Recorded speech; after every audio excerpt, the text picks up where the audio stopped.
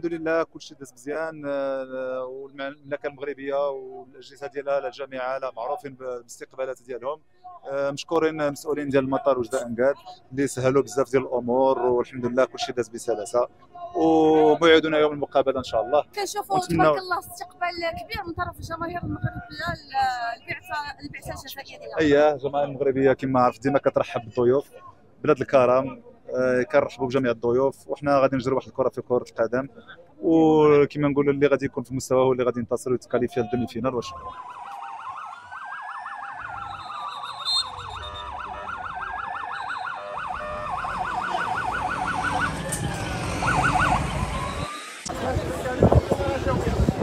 Garido.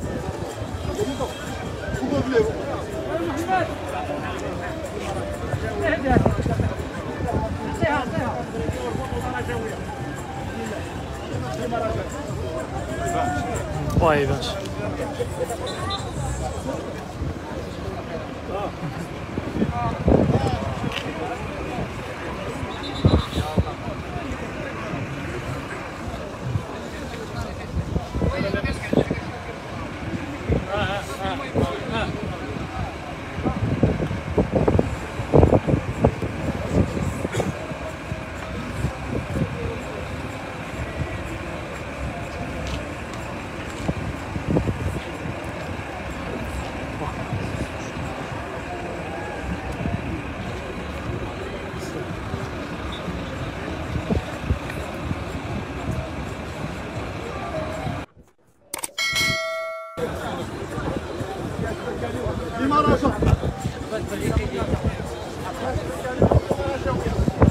Garido.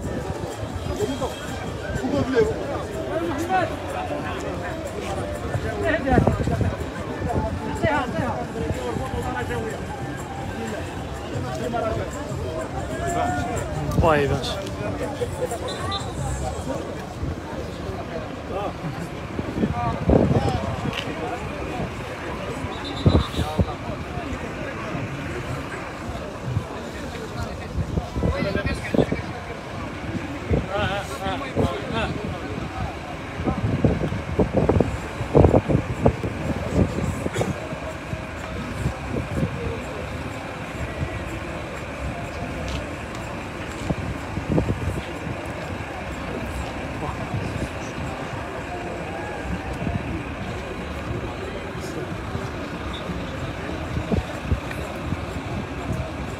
الحمد لله كلشي داز مزيان.